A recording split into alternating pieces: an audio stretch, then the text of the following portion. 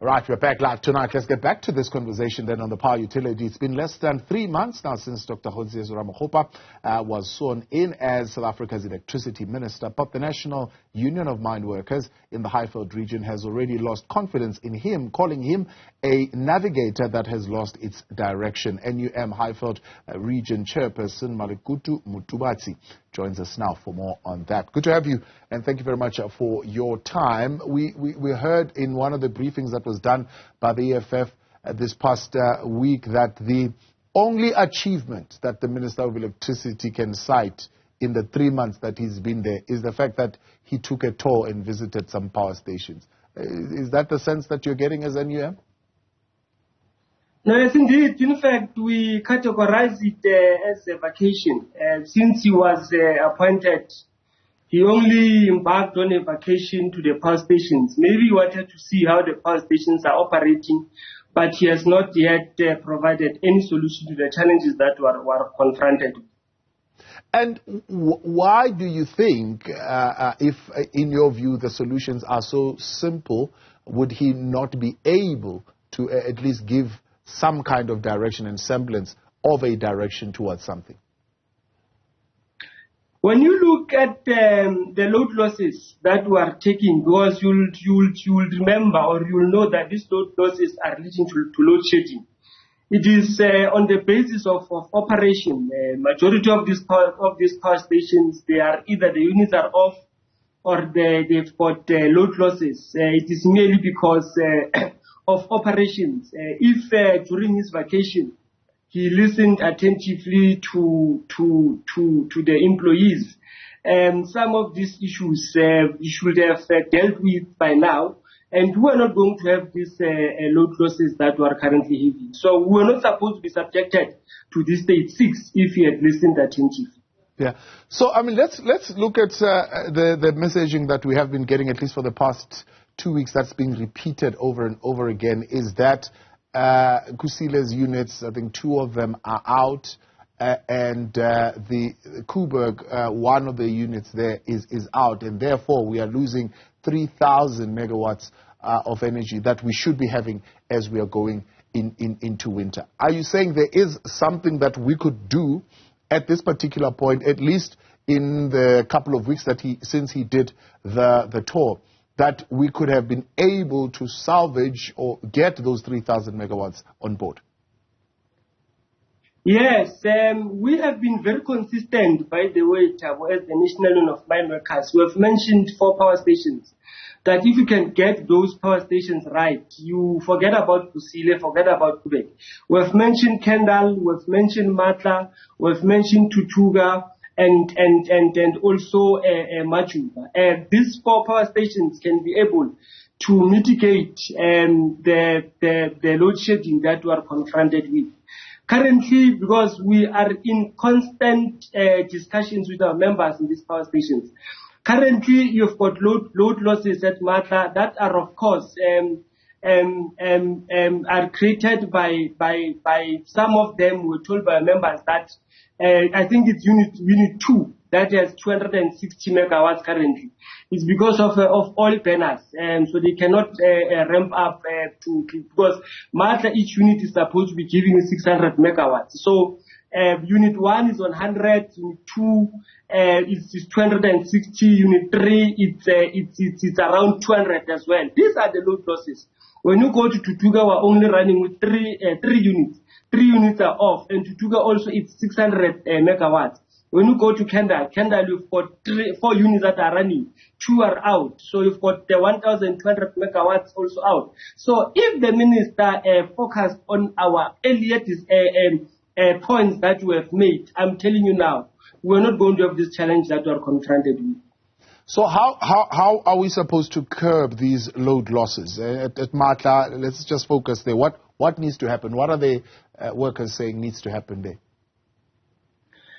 The leadership of the NUM in that branch, they are saying that there is no proper plans as to how you should then avail, because oil burners, it's something that must be serviced, and as and when it is serviced, it will have to be put back into the boiler, and you are able to ramp up the the megawatts. But then you have got people who are not even willing to do their work. If Minister of Electricity was in consistent contact with these power stations, I'm telling you, some of these issues were just going to be dealt with. But we believe that he's spending most of his time in union building, forgetting that he's not a minister of union building, but he's a minister of electricity. Yeah.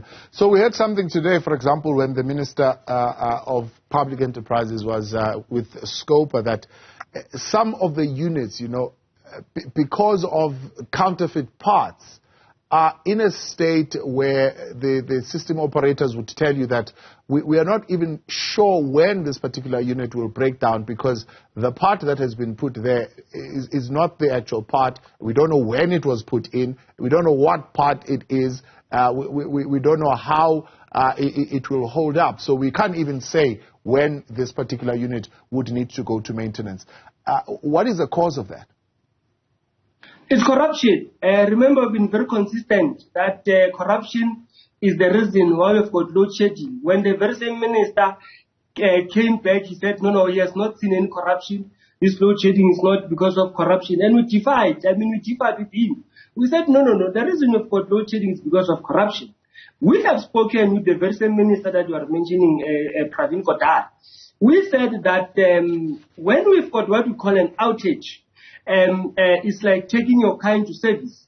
The parts that are being put into the units are not the parts that are of originality in their nature. Because people, they want to make profit, they will come with counterfeit parts and use those parts. But because we don't have a monitoring, in actual fact, we have said to the Minister Pravin Gordhan, we must have a monitoring and evaluation committee.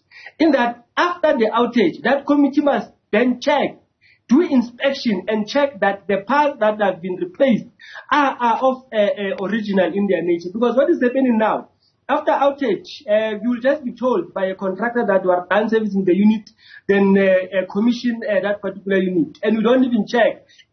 2 days, 3 days, the unit will break down again. So if, for example, we are to do what you are saying at Kendall, at Matla, at Tutuga, at Majuba, how soon could we be in a space where we normalize the system? At least we are not at these high stages of rolling blackouts. Well, we believe that if we can get a minister who has a will, who is committed, who is taking his job serious, by the way, because we are convinced that this minister is not taking his job serious. He's not serious. He's playing.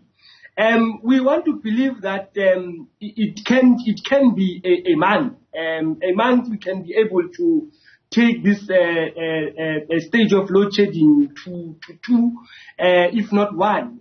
But like we have indicated, there's a crisis in Mata now. The minister is not aware. Each unit is supposed to be giving you 600. They are running with 100. They are running with 200. But another point that we want to also add, Tabo, Hendrina Power Station, it has 4 units that are being decommissioned. It's Unit 1, it's Unit 3, it's Unit 8, and Unit 9. If these units can be recommissioned, it will also assist in terms of load shedding. When these units were decommissioned, we were told that we've got enough electricity, and they were put in what it is called cold reserve. We were told that when there is a need for electricity, these units will be recommissioned. I'm telling you now, those units are just idling there, and nobody is speaking about them. This minister should have known that if you can bring the 4 units in Hendrina, but because they are afraid of the USA and Britain, because they promised them that we'll make sure that we fast track the issue of just energy transition, we find ourselves in this crisis. Interesting that you bring up the question of just energy transition. I heard, I don't know whether this is a new thing or maybe it's something that has been there for a while, but certainly it's the first time I'm hearing it being articulated in such a way.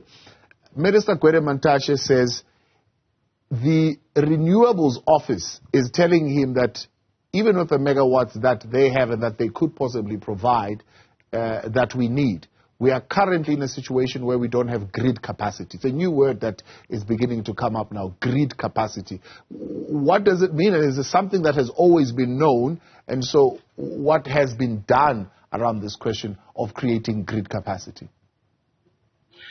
Look, our understanding is that he talks about a base load, and it is only the power stations currently that can be able to provide the country with a base load. These renewables, for now, they can't provide us with that. If you will then want to move from generating electricity from fossil power stations and you want to go to the renewables, you will collapse this country. Currently, renewables are very weak. They can't even assist now while we're in stage 6. They can't assist. That is why we believe that the process of just energy transition, it must not be rushed because it has a potential of collapsing the economy of this particular country. A base load currency in the country can only be provided by power stations. So what would need to happen to be able to have grid capacity that will be able to handle renewables? I mean, what I've heard was that we need huge battery storage, and that's one of the things that we need to certainly have as far as this renewable power is concerned, and we currently don't have that capacity of battery storage. But in terms of grid capacity, what would we need to do? Yes, it is a matter of the battery storage. It should be huge, and it should be able to contest, or you must be able to compare it with the fossil power stations. But for now, I don't think that even the country it has financial muscles to go through that particular direction. And for now, ours is just to solve our problems through fossil power stations. Ours is just to make sure that units that are decommissioned, like we have indicated, Hendrina power stations are brought back. And when the energy availability factor has been stabilized, that is why then we can say, how then do we move towards the renewables? But for now, we've been very consistent that what is happening now is that they are milking from Eskom. That is why Eskom does not even have money to buy oil burners at Matla Power Station, because it is focusing on paying these renewables that are just useless. Well, good. Appreciate your time as always. Thank you very much for coming on. National Union of Mine Workers in the Highveld region, the chairperson there, Malekutu Mtubatsi, saying the Minister of Electricity actually is not serious. That's how they are taking the actions that he has taken, at least in the last couple of days.